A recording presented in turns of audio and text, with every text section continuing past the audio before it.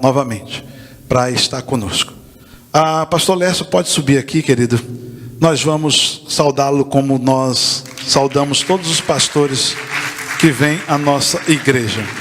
Eu acho que eu não estou esquecendo de nada. Deus abençoe o irmão. Amém. Muito obrigado, pastor Ribamar. Quero saudar os irmãos com a graça e a paz do nosso Senhor e Salvador Jesus Cristo. É bom demais da conta estar aqui. Nasci aonde? É bom demais da conta. Nasci aonde? É demais de bom estar aqui. Nasci aonde?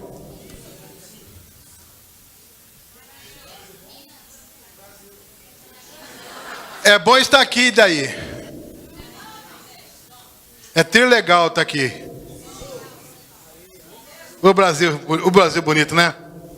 Olha, a última vez que eu preguei aqui nessa igreja foi na celebração de bodas de prata do pastor Ribamar com a Andréia. Estou vendo que tem gente dormindo aí, pastor. Está acordado ou não? Pergunta a pessoa que está falando. Está dormindo ou está acordado? Se ele ria, é que estava dormindo. Eu gosto demais de pregar em casamento. Demais. Eu tenho um colega que não gosta. Ele só tem um sermão para casamento. Prega sempre o mesmo sermão. Para as pessoas não convidarem ele de novo. Mas sempre convida, ele vai lá e prega o mesmo sermão. Mas eu gosto. Eu gosto demais de pregar em casamento. Que me lembra o romantismo, né? Coisa bonita. Quem aqui não casou ainda, mas tem isso como alvo de vida? Vai, em nome de Jesus, vai acontecer. Diga amém. Só teve uma pessoa que diz amém. Pastor, não casei, vai chegar meu dia. Diga amém. Amém, isso. Conheço a história do pastor que foi pregar numa igreja. E aí, uma jovem procurou e falou: pastor, eu queria que você orasse por mim, porque eu preciso me casar, eu quero me casar. Mas eu quero me casar com um rapaz bonito, culto e rico. O pastor falou assim: complicou agora a oração. Vai ser difícil. Não porque ela queria um rapaz culto, bonito e rico, mas porque ela queria, né? Que era uma moça assim meio descontemplada do ponto de vista estético. Não é? Mal galardoada do ponto de vista de beleza, né? E o pastor falou: vamos orar, né? Vamos orar. Aí, passado algum tempo, o pastor voltou naquela mesma igreja para pregar. Aí olhou lá na congregação, estava aquela moça sentada lá no rapaz bonito. Aí falou com o pastor assim: aquela é aquela jovem que pediu para a gente orar? Ela mesmo, pastor. Casou aquele rapaz ali, ó, doutorado, tem 2 doutorados, major. O pai dele morreu, deixou uma fortuna para ele. Aí o pastor da igreja falou para o conferencista assim: eu não entendo como que uma moça tão assim, mal aquinhoada do ponto de vista estético, né? Conseguiu casar com um rapaz bonito, culto e rico. Aí o outro falou: eu sei o que aconteceu. É que ela orou, ele não orou. Então, se você não orar, você vai ser resposta de oração de alguém. Já pensou que negócio? Então, se eu fosse você, orava, hein? Se você orar, para Deus te dar uma esposa, um marido, né? Abençoado por Deus. Muito bem. Fale com a pessoa que está falando assim: você é uma pessoa contemplada. Fala com ela. Pessoa contemplada. Contemplada. Muito bem. O pastor Ribamar me convidou para poder estar com os irmãos para fazer esse seminário sobre a Bíblia. Vamos amanhã falar um pouco mais sobre isso, como falamos também hoje pela manhã. Mas hoje à noite, eu quero trazer uma palavra sobre Jesus para você. Eu queria que você abrisse a sua Bíblia em Lucas, capítulo 24. Eu quero louvar a Deus pelo ministério de louvor da igreja, de adoração. Que coisa linda que os irmãos têm aqui. Dá vontade de levar todo mundo lá para Orlando. Para somar com o nosso time lá. Só vontade. Vontade dá, passa logo, né? Lucas 24. Abra a sua Bíblia aí, ou acione aí o seu dispositivo. Você escolher uma música para o louvor sobre a ressurreição de Jesus. É exatamente sobre... Esse texto fala sobre isso. Lucas 24, a partir do versículo 13. Eu queria que você abrisse sua Bíblia, mantivesse aberta, ou seu dispositivo acionado, durante a mensagem desta noite. Eu creio que há um recado de Deus para o seu coração hoje. E quando o pastor falou assim: vou começar o culto mais cedo, eu falei: opa, tem mais tempo para pregar. Aí o outro já falou: vamos acabar mais cedo também. Aí já diminuiu o tempo, né? Lucas 24, a partir do versículo 13. Naquele mesmo dia, 2 deles estavam de caminho para uma aldeia chamada Emaús, distante de Jerusalém, 60 estádios. Iam conversando a respeito de todas as coisas sucedidas. Aconteceu que, enquanto conversavam e discutiam, o próprio Jesus se aproximou e ia com eles.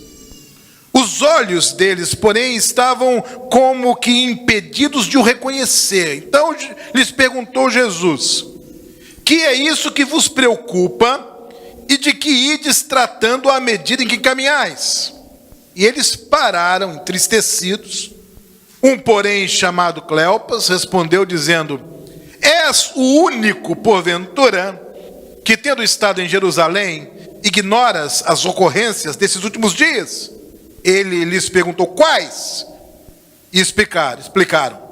O que aconteceu a Jesus, o Nazareno, que era varão profeta, poderoso em obras e palavras, diante de Deus e de todo o povo. E como os principais sacerdotes e as nossas autoridades o entregaram para ser condenado à morte e o crucificaram. Ora, nós esperávamos que fosse ele quem havia de redimir a Israel. Mas depois de tudo isso, é já esse o 3º dia desde que tais coisas sucederam. É verdade também que algumas mulheres das que conosco estavam nos surpreenderam, tendo ido de madrugada ao túmulo e não achando o corpo de Jesus, voltaram dizendo terem tido uma visão de anjos, os quais afirmaram que ele vive. De fato, alguns dos nossos foram ao sepulcro e verificaram a exatidão do que disseram as mulheres, mas não ouviram. Então lhes disse Jesus: ó nécios e tardos de coração, para crer tudo que os profetas disseram. Porventura não convinha que o Cristo padecesse e entrasse na sua glória? E começando por Moisés, discorrendo por todos os profetas, expunha-lhes o que a seu respeito constava em todas as Escrituras. Quando se aproximaram da aldeia para onde iam, fez ele menção de passar adiante, mas eles o constrangeram, dizendo: fica conosco, porque é tarde e o dia já declina.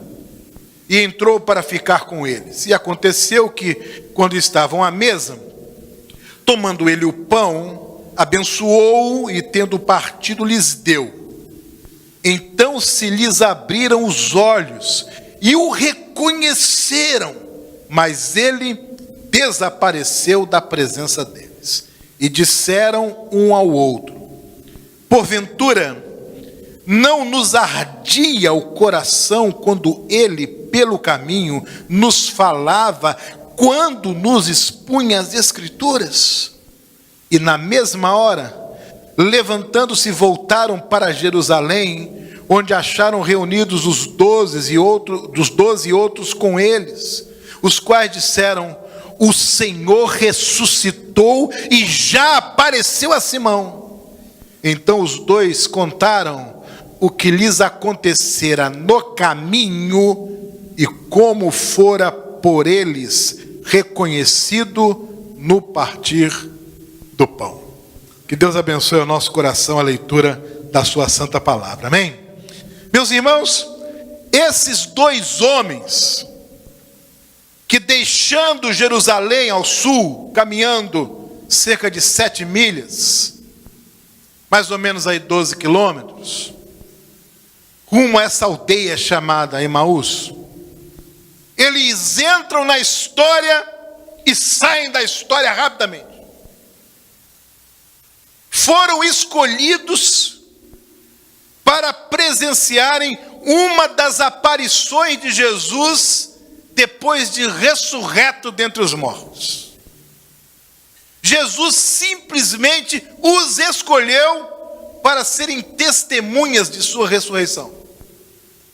E a coisa acontece de um modo muito interessante. conforme acabamos de ler na Bíblia. E no meu entendimento, este episódio da caminhada de Jesus com esses dois discípulos no caminho de Emaús, como que resumem a proposta de Jesus para a nossa vida. É uma espécie de síntese do que Jesus propõe para mim e para você. Esse texto está preservado nas Escrituras, ele está registrado aqui em Lucas e também em Marcos, que tudo indica tenha sido o primeiro evangelho a ser escrito, porque Marcos era discípulo de Pedro, e Pedro ensinou para Marcos, Marcos registrou primeiro, depois Lucas registrou, com o propósito de apresentar para nós o que Jesus nos oferece, o que Jesus nos propõe. E é nessa trilha que eu quero caminhar com você nesta noite, de maneira bem objetiva, o que Jesus propõe para cada pessoa, para você que está aqui nesta noite. E nós vamos caminhando no texto, por isso que eu pedi para você manter a sua Bíblia aberta, para que você possa ir conferindo aí, não é? São algumas coisas interessantes. Primeiro é o seguinte: Jesus faz para todos nós uma proposta de aproximação. O texto diz no versículo 15, que enquanto aqueles homens caminhavam, Jesus se aproximou e começou a caminhar com eles. Esse gesto de aproximação é a primeira parte da proposta de Jesus para todos nós. Ele deseja aproximar-se de nós. Ele quer ter comunhão conosco. Lembre-se que ele foi anunciado como sendo chamado Emanuel, que significa Deus conosco. Ele quer ter proximidade de nós. Ele não quer ser um ícone. Ele não quer ser um ídolo distante. Ele quer caminhar conosco. Jesus quer caminhar com você no seu dia a dia. Ele quer ser Deus com você. Ele quer andar com você no seu trabalho, no seu automóvel. Ele quer estar com você na sua casa. Ele quer fazer parte de todos os seus relacionamentos, porque a proposta dele é uma proposta de aproximação. Ele quer estar junto de você. E em todo o seu ministério, nós o vemos dando passos na direção das pessoas. Ele estava junto das pessoas. Ele não era daquele tipo de autoridade que tinha N auxiliares com quem as pessoas tinham que falar antes de chegar nele. Não, chegavam nele rapidamente, porque ele facilitava o acesso. Jesus facilita o acesso. Ele quer estar com você, ele quer andar com você. Uma vez eu fiz uma audiência com um ministro lá em Brasília. 3 meses antes, começamos a correspondência para saber se a gente podia ir ou não sair do Rio e ir para Brasília para falar com o ministro. E foi aquela novela, né? E fala com A, com B, com C, e manda carta para lá e recebe carta para cá, e confirma e desconfirma, e acerta a data e muda de novo, e muda outra vez, e cancela tudo, e volta do zero, até que um dia, finalmente, chegamos lá no palácio para falar com tal ministro, já estava desistindo já, para falar com tal ministro que decidiu alocar 9 minutos na agenda dele para nos ouvir. 9 minutos. A Bíblia diz que as pessoas chegavam para Jesus, abriam o coração, Jesus colocava a mão na cabeça delas, orava, e ali estava o Rei dos Reis, o Senhor dos Senhores. Sabe por quê? Porque a proposta dele é aproximação. Fale comigo assim: aproximação. Jesus quer se aproximar de você. Segunda parte, a primeira parte é aproximação, a segunda parte é participação. Ele se aproxima e agora ele participa. Diz a Bíblia que ele começa a caminhar com aqueles discípulos, aí ele pergunta assim: vem cá, estou sentindo que vocês estão preocupados, hein? Vocês estão conversando sobre que assunto? Jesus não sugere o tema, ele entra no tema, ele participa. Ele não traz um pacote para te oferecer, esqueça tudo, pega esse pacote. Não, ele começa de onde você está. Jesus começa onde nós estamos. Ele começa com aquilo que nos preocupa. Ele começa com aquilo que nos incomoda, porque faz parte da proposta dele, ele participar da nossa vida. Ele quer participar. O que vocês estão falando? Sobre o que vocês estão conversando? Aí diz o texto que lemos, que aqueles homens param e falam: vem cá, será que você é o único que não acessou a internet hoje, é? Será que você é o único que não recebeu nenhum WhatsApp aí, não, hein? É o único em Jerusalém que sai de Jerusalém esses dias e não sabe o que aconteceu. Está em todas as mídias, na primeira parte de todos os jornais, que a televisão, no rádio, está em tudo. E Jesus fala assim: o que é isso? Fala, não estou sabendo nada. Quais são as novidades? Quais são as novas? E eles então abrem o coração e compartilham com Jesus as novidades. Não é que Jesus não soubesse o que estava no coração, mas Jesus queria lhes dar a chance de revelar como eles estavam interpretando a história. Presta atenção numa coisa: a história acomete a todos nós, mas cada um a interpreta de uma maneira peculiar. E Jesus estava preocupado em saber como é que eles estavam interpretando a história. Porque se essa interpretação da história estivesse equivocada, eles poderiam ser prejudicados na sua fé e na sua vida eterna. Então Jesus diz: o que está acontecendo? Como é que vocês estão lendo a história? Quais são as novidades? Eles então se abrem. E agora Jesus já não é um estranho na conversa. Agora Jesus já está no meio do assunto. Agora Jesus já está interagindo com eles, porque a proposta é de participação, de interação, de alguém que está interessado no seu assunto. Ele não está apenas curioso para saber sobre o que você está falando, o que você está vivendo, mas ele quer participar da sua vida. Uma coisa é tomar conhecimento do que se passa com você, e outra coisa é querer participar da sua vida. Quer ver uma coisa? Convida uma pessoa para a festa, todo mundo quer participar. Convida para o velório, muita gente não quer. Fala assim: eu quero que você me ama, queria que você participasse de um problema meu. Eu estou com uma dívida. Opa, tudo bem, eu estou sabendo, eu vou orar, mas eu não quero participar disso. Já viu essa história? Eu sei que está devendo a grana aí, preta, verde, né?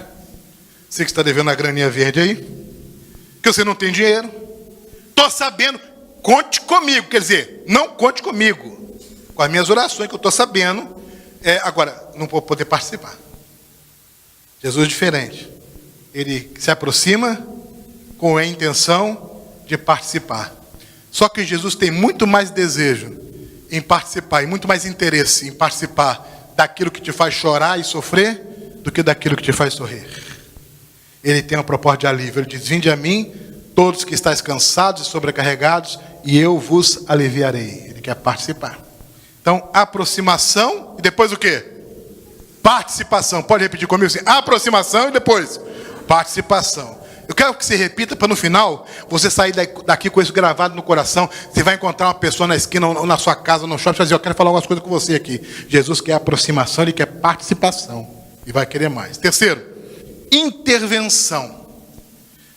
As pessoas falam assim: você não está sabendo acerca de Jesus? Agora, olha aqui comigo, meus irmãos, no versículo 17, como é que eles, no versículo 18, digo, como é que eles definem Jesus? Você ignora essas coisas. Versículo 19: Jesus o Nazareno, olha a definição: varão profeta, poderoso em obras e palavras, diante de Deus e de todo o povo. Era uma pessoa especial, porém, os principais sacerdotes, versículo 20, as nossas autoridades, o entregaram, condenaram à morte e o crucificaram. E nós estamos frustrados aqui, sabe por quê? Porque nós esperávamos que ele fosse o remidor. Quando eles respondem a Jesus, eles revelam como que eles estavam interpretando a história. Eles estavam interpretando a história o seguinte: nós achávamos que Jesus era o cara, mas ele já morreu, já tem 3 dias. Então, nós estamos frustrados, porque não é ele, ainda não é ele. É bem verdade que as mulheres foram lá, não acharam o corpo, tiveram uma visão, os homens foram lá, o corpo não estava lá, mas ninguém ouviu ainda. Só visão, anjo falando, mas ninguém viu. Então já era, a história está contada, todo mundo está triste, estão voltando para casa para recomeçar a vida. Foi pesado, esse tempo em Jerusalém foi duro, foi barra pesada, a chapa esquentou lá em Jerusalém. Agora estão voltando para casa, decepção, frustração. E Jesus então vai intervir. Olha que interessante, no versículo 25, Jesus fala assim para eles: ó nécios e tardos de coração, para crer tudo que os profetas disseram. Porventura não convinha que o Cristo padecesse e entrasse na sua glória. Jesus vai intervir. Olha, o jeito, os fatos que aconteceram, vocês estão sabendo, parabéns. Mas a interpretação que vocês estão tendo dos fatos está completamente equivocada. Vocês estão entendendo? E aí acontece uma coisa extraordinária. Jesus vai corrigir o rumo da prosa. E aí começa o incômodo, porque enquanto é ir na igreja, sentar na cadeira, ouvir o sermão, ouvir o louvor, participar depois do fellowship é uma coisa. Mas quando Jesus começa a mexer na vida da gente, a dizer que isso está errado, que isso tem que ser corrigido, que aquilo que eu estou fazendo não está certo, que Ele não aprova, quando Ele começa a intervir na nossa vida, muitos querem aproximação e querem participação, mas não admitem intervenção. E eu quero dizer para você nessa noite que Jesus deseja intervir na sua vida. E se você permitir que Jesus intervenha na sua vida, a sua vida vai ser transformada e você vai ser abençoado. Ele não quer apenas se aproximar, ele não quer apenas participar, mas a proposta dele é de intervenção. Ele quer dizer, olha, há um erro aqui. Você está entendendo errado uma coisa aqui. Você está fazendo errada uma coisa aqui. Você está compreendendo de maneira equivocada um fato histórico aqui. E eu vou corrigir isso. Ele intervém para corrigir, para curar, para abençoar, para perdoar, para restaurar, para restituir, para escrever o nome no livro da vida. Intervenção. Então Jesus é a maior e a principal intervenção de Deus na história. Quando Jesus nasceu, Deus estava intervindo na história. Intervindo para restaurar, para curar e para salvar. Intervindo para ampliar o reino de Deus na face da terra. Intervenção. Então a proposta de Jesus é aproximação, participação, intervenção. Agora sim, instrução. Meus irmãos, eu daria tudo. Cada página dos livros da minha biblioteca, é tudo que eu tenho. Eu venderia para ter a chance de participar dessa aula que está aqui no versículo 27.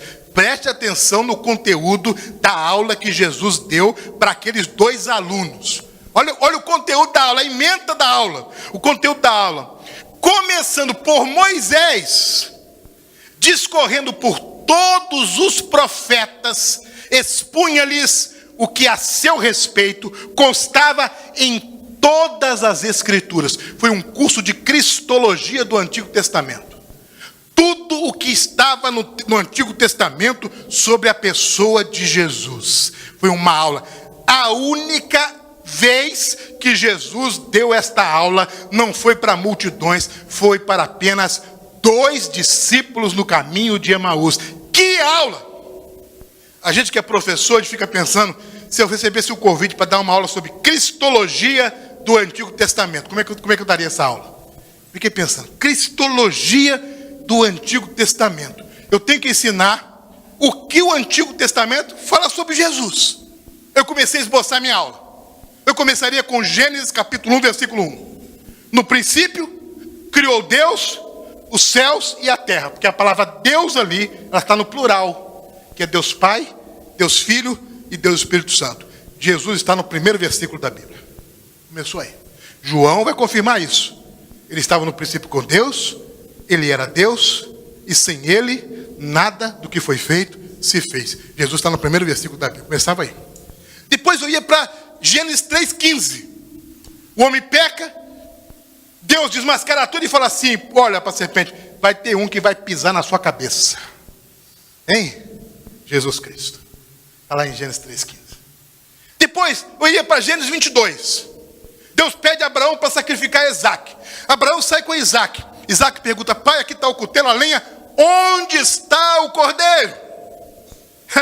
Essa pergunta vai atravessar o período dos patriarcas, o período dos reis, dos juízes, de todos os profetas. E quem vai responder essa pergunta é João Batista, quando olha para Jesus e diz, eis aí o cordeiro de Deus que tira o pecado do mundo. E quando chega lá no Apocalipse, glória ao cordeiro que foi morto e reviveu, Jesus. E eu não ia suportar dar essa aula de cristologia do Antigo Testamento. A Bíblia diz, meus irmãos, que Jesus vai ensinar para aqueles 2 tudo o que o Antigo Testamento ensinava sobre ele. Sabe por quê? Porque era muito importante que eles conhecessem o que a Escritura tinha a dizer sobre Jesus. Não o que os dramaturgos têm a dizer sobre Jesus. Não o que os filósofos têm a dizer sobre Jesus. Não o que os cineastas têm a dizer sobre Jesus. Não o que os escritores têm a dizer sobre Jesus, mas o que a palavra de Deus tem a dizer sobre Jesus. E a palavra de Deus diz que Jesus é o Filho de Deus, o Salvador do mundo, o Rei dos reis, o Senhor dos senhores, aquele cujo nome é sobre todo nome. Ele é Jesus. Ele é Jesus. Instrução, ele não intervém para dizer eu acho que, ele intervém para instruir. Quero dizer para você que Jesus quer instruir você, quer ensinar você, quer fazer a Bíblia ter sentido na sua vida, porque Jesus é a chave hermenêutica da Bíblia, é a chave de interpretação da Bíblia. É impossível entender a Bíblia sem Jesus, é impossível entender Jesus sem a Bíblia. Você vai para a palavra e ela te revela a pessoa de Jesus Cristo. Ele quer aproximação, ele quer participação, ele quer intervenção. Diga comigo, ele quer instrução. Diga, instrução, instrução. Quem é que está te instruindo?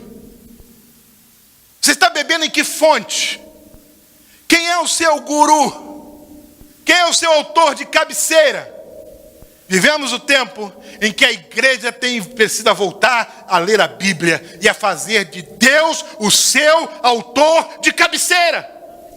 E meditar na palavra. E acreditar na palavra, e confiar na palavra, e praticar a palavra, e tentar fazer tudo conforme está na palavra, porque a palavra de Deus funciona na vida da gente.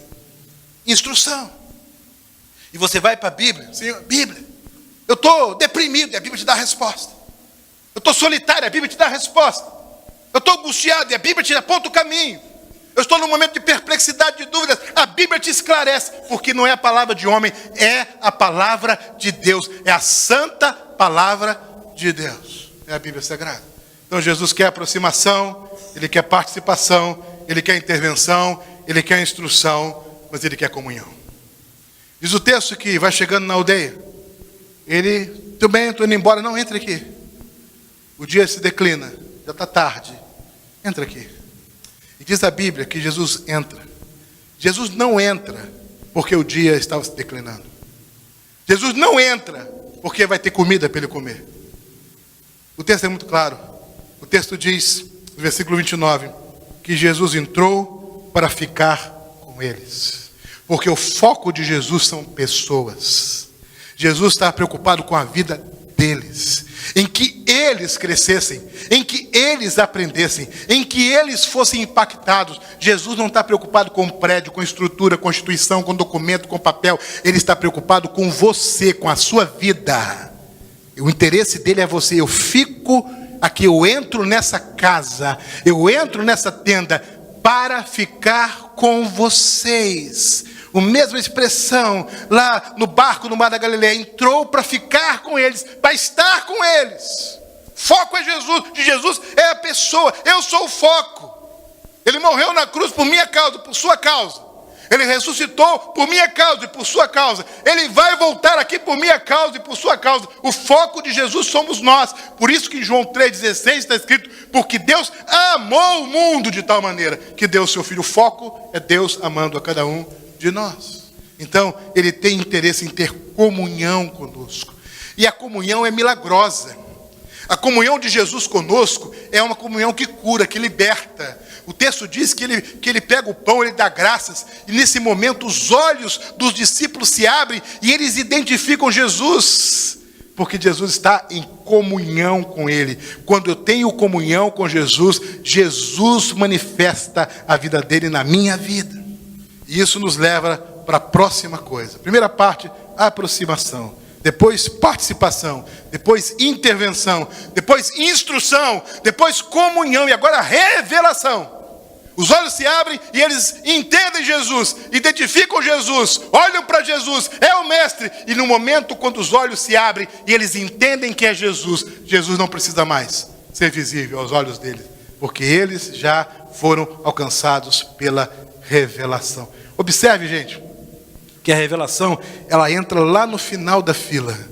Aproximação, participação, intervenção instrução, comunhão e aí revelação. A revelação não é no começo da fila. A revelação não é o primeiro ato. A revelação, ela vem numa sequência natural de comunhão, de intimidade. Chega o momento da revelação na vida da gente. E quando chega o momento da revelação, é o momento mais importante da nossa vida. Quando os nossos olhos enxergam quem é Jesus. Está entendendo? Não é religiosidade, não. Não é um endereço de uma igreja para frequentar, não. Não é um clube religioso nesse deserto dos Estados Unidos, não. É a pessoa de Jesus. Eu vi Jesus, os meus olhos o contemplaram, eu tive um encontro com Ele, Ele tocou a minha vida, eu fui impactado por Ele, na presença dEle. Revelação. Quando você enxerga que não é um homem que está falando, é Jesus. Quando você percebe que o louvor não é para agradar A ou B, é para Jesus. Quando você percebe que a igreja não é uma instituição que está atrás do seu dinheiro, mas ela está atrás de vidas para Jesus. Para Jesus. E quando seus olhos se abrem e você começa a entender que o homem, a instituição igreja, são ferramentas e instrumentos nas mãos de Deus, porque o que Deus quer são vidas. O que Ele quer é você. Quando você enxerga que todo mundo pode querer a destruição do seu casamento, mas Jesus quer a edificação do seu casamento. Jesus quer o fortalecimento do seu casamento. Quando você percebe que a sociedade milita contra a família, você enxerga que Jesus quer abençoar a sua família. Que família é projeto de Deus para a sua vida. Que se depender de Jesus, a sua família vai ser feliz, abençoada e próspera. Porque a família é projeto de Deus. Quando as coisas de Deus começam a ocupar a sua agenda, quando você começa a substituir a sua agenda, que você mesmo fez com a sua própria mente, com o seu próprio coração, para a agenda de Deus. E quando a agenda de Deus substitui a sua agenda. Quando o que Deus quer entra na linha de prioridade na sua vida, a revelação chegou para você. Você viu Jesus. E quando você vê Jesus, qualquer pessoa pode negar, mas você sabe que você viu Jesus. Que foi Ele que falou com você. Foi Ele que tocou a sua vida. Meus irmãos, eu estava participando de um retiro espiritual na cidade de Mendes, lá no sul fluminense, estado do Rio de Janeiro. E era na época da Semana Chamada Santa. Domingo de manhã eu levantei, fui na banca de jornal, comprei um jornal. Primeira página, uma manchete, um homem carregando uma cruz, lá em Belém do Pará. E dizia que num pedaço da cidade, lá um homem fez um voto, uma promessa, que ele iria atravessar aquela parte da cidade, de uma igreja até a outra igreja, carregando uma cruz lá em Belém. E tinha uma fotografia daquele homem carregando aquela cruz. E eu vi aquela fotografia, a manchete chamava a matéria dentro do jornal, e contava a história daquele homem que ano após ano fazia aquilo, e todo mundo já conhecia naquele pedaço da cidade lá, naquele trecho, daquele estado. E eu comecei a pensar, alguém precisa falar com esse homem, que Jesus já carregou a cruz por ele. Alguém precisa dizer para ele que essa obra foi feita por Jesus, que ele não precisa carregar a cruz, ele precisa crer na cruz. Ele não precisa arrastar uma cruz pela cidade, ele precisa deixar que Jesus grave a cruz no coração dele. Ele não precisa fazer promessa, nem pagar promessa, nem fazer voto e pagar voto. Ele precisa confiar no ato que Jesus fez na cruz do Calvário. Eu entrei em pranto ali, porque eu estava vendo Jesus. Jesus estava falando comigo e chamando a minha vida para o ministério. E ninguém arranca isso do meu coração. Até o último dos meus dias, eu vou dizer, Jesus se revelou para mim e Ele me convocou para a obra dEle. E ninguém arranca isso. É o momento da revelação de Deus. Você tem a convicção de que você entrega a sua vida para Jesus, porque você viu Jesus. Aqueles dois homens ficaram maravilhados. Eles viram Jesus. Jesus entrou na casa deles. Jesus se assentou na mesa deles. E Jesus deu graças pelo pão que eles iriam comer. Era Jesus no caminho. E diz o texto, que um olha para o outro e fala assim, você não percebeu no caminho, enquanto ele nos abria as escrituras e nos ensinava, que o nosso coração ardia. Você não percebeu como que o nosso coração ardia enquanto no caminho Ele nos abria as Escrituras? Por que que ardia o coração? Porque era Jesus falando com eles a palavra de Deus. Sabe, quando a Bíblia deixar de ser um livro qualquer, e quando você lê a Bíblia, ouvir a mensagem, escutar um sermão, e aquilo mexer com o seu coração e arder o seu coração, Jesus está se revelando a você. O Logos de Deus, o Verbo que se fez carne e habitou entre nós, está sacudindo você, abalando você. As coisas vão mudar na sua vida. Jesus vai fazer algo extraordinário. Você pode se considerar a pessoa mais feliz do mundo, mas você não sabe que o melhor ainda está por vir na sua vida. Mas o seu coração tem que perceber que não é um jogo de marketing. Não é um discurso feito para emocionar, não. Não é uma oratória elaborada tecnicamente para arrancar lágrimas e sorrisos, não. É Jesus Cristo, Filho de Deus, que venceu a morte pela palavra revelada, mexendo com a sua alma e com o seu coração, com o propósito de edificar você, amadurecer você, corrigir você, abençoar você, colocar você no caminho certo do Senhor. Palavra de Deus. Essa noite, nesta noite, o Senhor Jesus que está presente aqui, amém, igreja? O Senhor Jesus tem uma proposta de aproximação, de participação, de intervenção, de cutucar você, de instrução, de ensinar você, de comunhão, de revelação, mas por último, uma proposta de transformação. Eu fico maravilhado com esse texto, meus irmãos, no versículo 33. Esses homens caminham 12 quilômetros. O dia já está declinando, já chegou a noite. 12 quilômetros de caminhada. E quando à mesa, Jesus se revela. Diz o texto, no versículo 33, que na mesma hora, quando Jesus se revelou para eles, eles se levantaram e voltaram para Jerusalém, outros 12 quilômetros até Jerusalém. Só que a caminhada de Jerusalém até Emaús foi a caminhada de homens frustrados, amargurados, chateados, decepcionados, cansados, exauridos, carcomidos pelo peso da semana.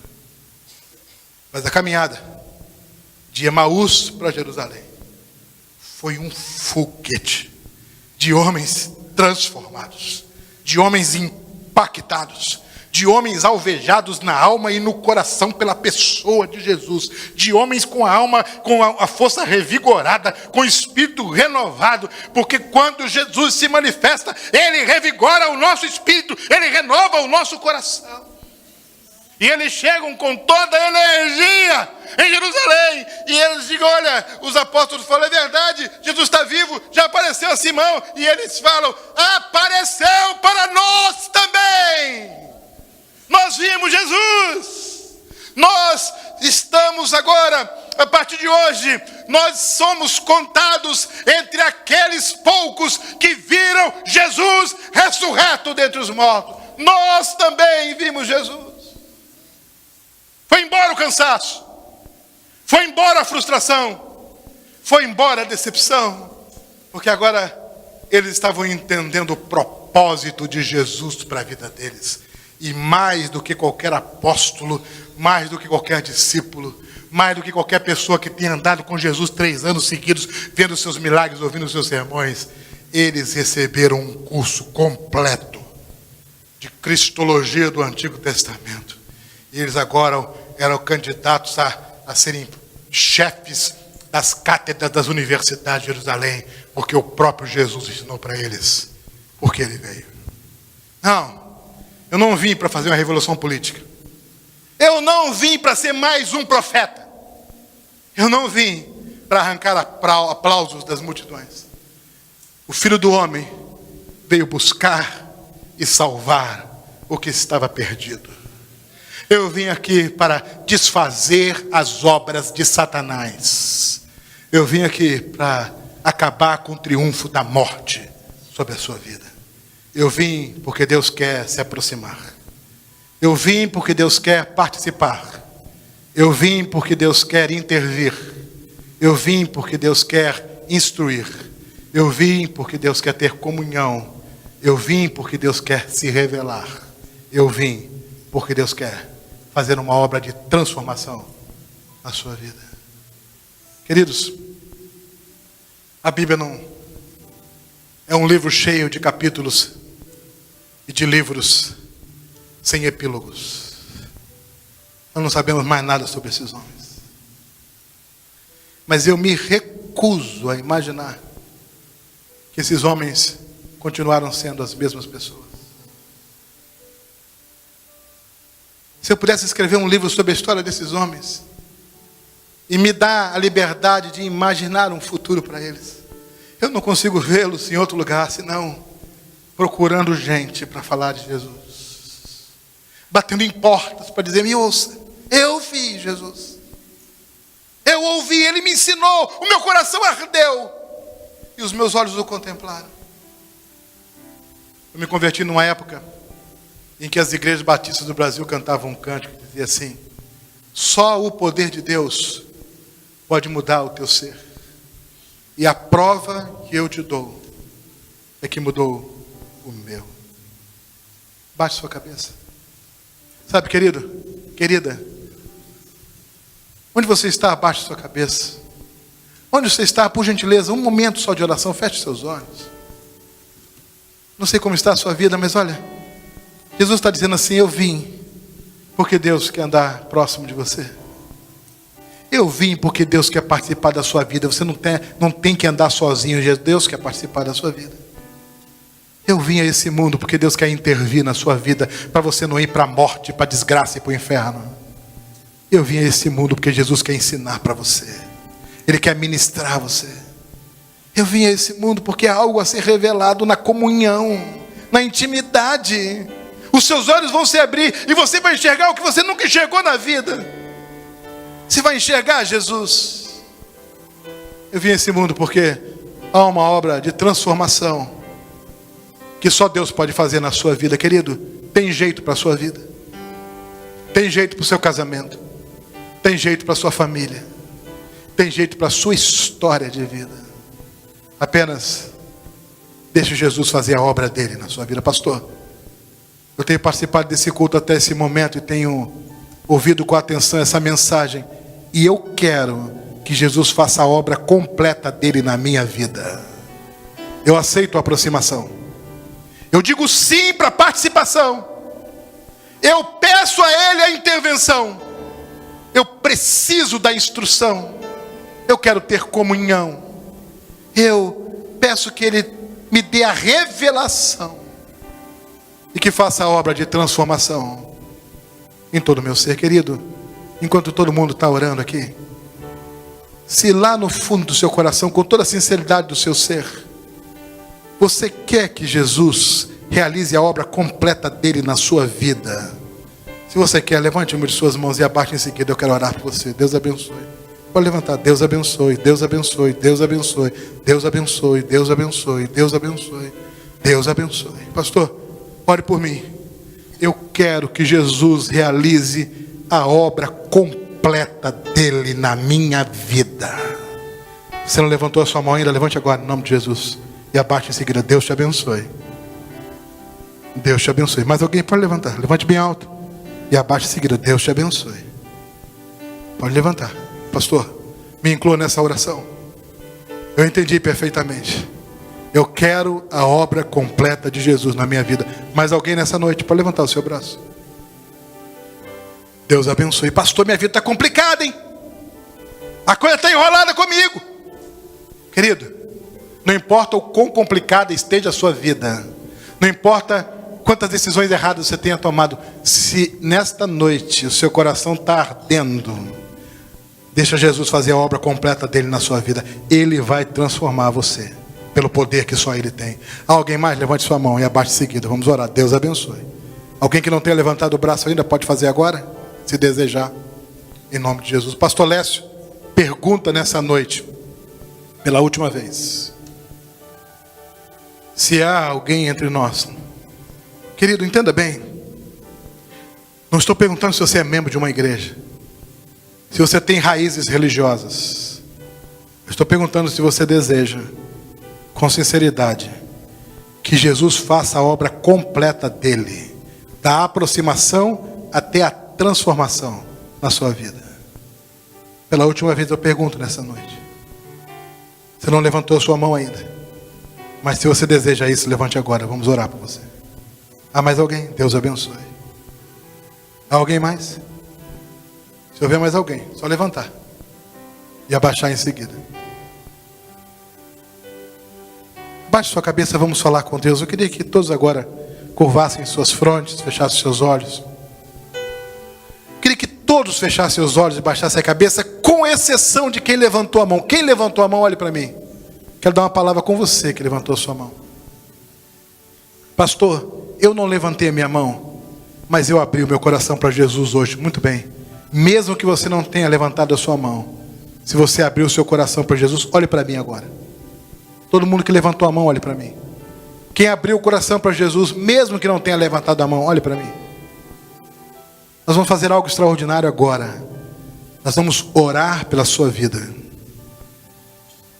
Nós vamos pedir para Deus fazer uma obra completa na sua vida. Eu quero desafiar você, estimular você, incentivar você a fazer essa oração com toda a fé da sua alma, com toda a confiança do seu ser na pessoa de Deus, porque hoje começa um novo capítulo na história da sua vida, um capítulo de bênção, de paz, de perdão, de salvação. Então você que está olhando para mim, que levantou a sua mão, ou mesmo que não tenha levantado, onde você está, no seu lugar aí, fique em pé agora. Nós vamos orar por você. Pode ficar em pé. Cada pessoa que levantou a mão, sem exceção. E também aquelas que não levantaram a mão, mas no coração. No coração, pastor, não levantei a mão, mas aqui no coração, eu quero a obra de Jesus na minha vida. Fique em pé agora, em nome de Jesus. Queria pedir que todos que levantaram a mão, e que todos que no coração fizeram a decisão, ficassem em pé agora. Sem exceção. Eu quero pedir algo mais a tanta gente em pé. Louvado seja o nome de Jesus. Eu quero te pedir algo mais, querido. Quero pedir a autorização do pastor Ribamar. Eu quero convidar você que está em pé para usar os seus pés e as suas pernas e dar os primeiros passos na direção de uma nova era de Deus na sua vida, de um novo tempo de Deus na sua vida. Eu queria que você deixasse seu lugar e viesse até aqui à frente, ficasse aqui perto de mim. Pense assim: eu vou dar os primeiros passos de um novo tempo na minha vida, novo tempo com a palavra, novo tempo com Jesus. Pode vir aqui, pode vir aqui. Caminhe o quanto você puder e chegue até aqui. E o nosso pastor Ribamar vai estar aqui à frente. Ele vai orar. Ele vai orar. Pastor, eu estou vindo à frente porque eu quero que Jesus faça a obra completa dele na minha vida. Eu não quero só aproximação. Eu quero mais, eu quero participação.